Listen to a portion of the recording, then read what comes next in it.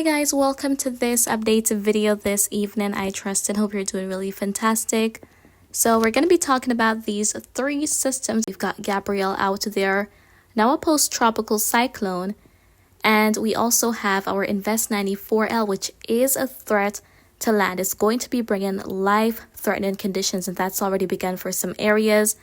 And there's Humberto, not an immediate bother for anyone, and it is on a strengthening trend right now. So let's talk about these systems.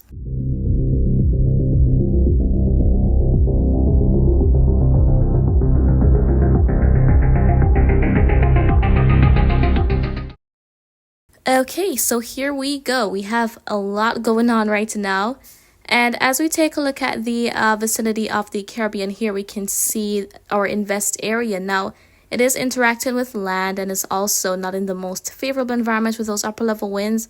However, an airflow pressure is going to be forming within the next day or so and subsequently developing into a tropical cyclone. Right now, it has that high 90% formation chance over the next week. So most of our models expect that by the weekend, we'll likely have another named storm. And the next name on the list for the season is Imelda.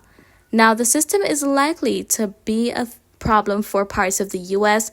It is currently an issue for Hispaniola and will be for the Turks and Caicos and Bahamas. So down the road, as we head into the new week, it is likely to bring tropical storm, potentially hurricane conditions to parts of these southeastern states. So that's going to be the primary focus of this video. Got some thunderstorms earlier, especially in southern parishes of Jamaica, but that's been moving out. We can see some action for Cuba, Central America as well. And here we are looking at the latest graphic from the NHC. So again, 90% formation chance. So the system is going to be moving generally to the northwest.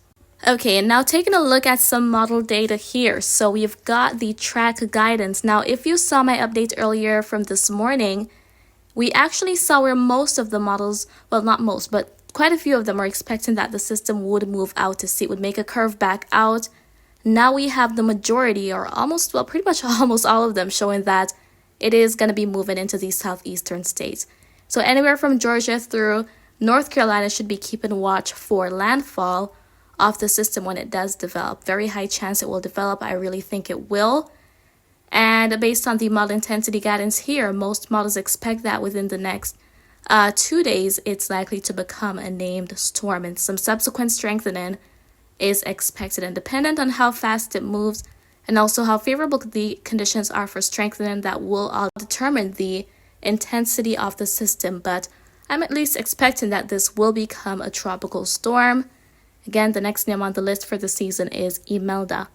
Those water temperatures are very, very warm, but we have a lot of these frontal systems coming out of the U.S. sometimes, and they help to kick up those upper level winds, which are unfavorable for intensification. So we'll see how things go for the system as we head into the new week. But for now, a lot of rain around the vicinity of parts of the Caribbean here. So looking at the rain forecast through tomorrow evening, we can see what is expected. So seeing a lot of those colorful shadings, especially for the Dominican Republic. So for the eastern part of the island especially, there could be rain amounts exceeding 4 going up to 5 inches, maybe higher in a couple of spots. So that's definitely some flood triggering rain.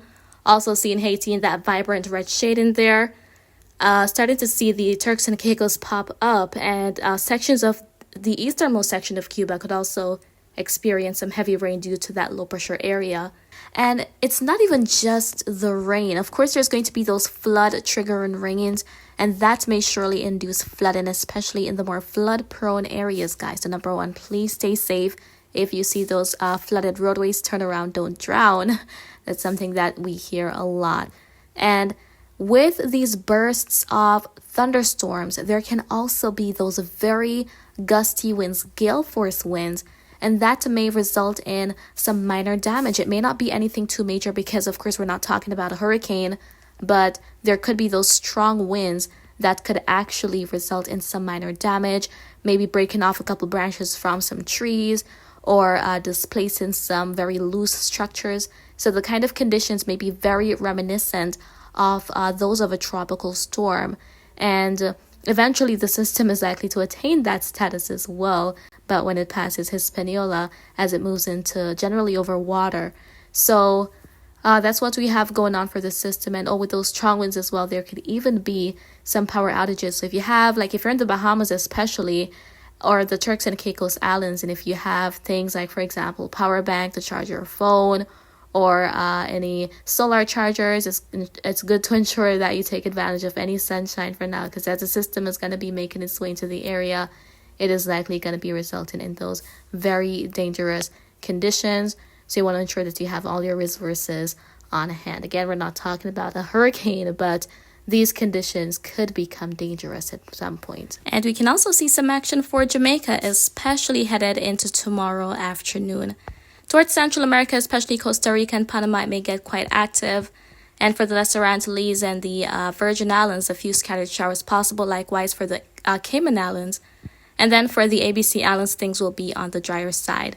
But this rainfall, these colorful shadings here for the rainfall total will be spreading up north as we head into the weekend. So for the central and northern Bahamas, things will eventually get a lot more unstable there.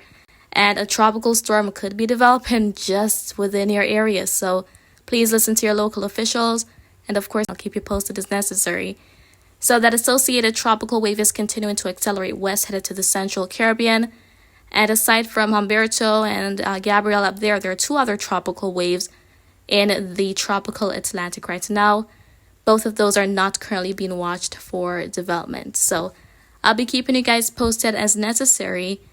And that is essentially what I wanted to bring to your attention in this updates video. So I do hope you found it to be informative. However, if you have any questions, please feel free to drop them in the comments below.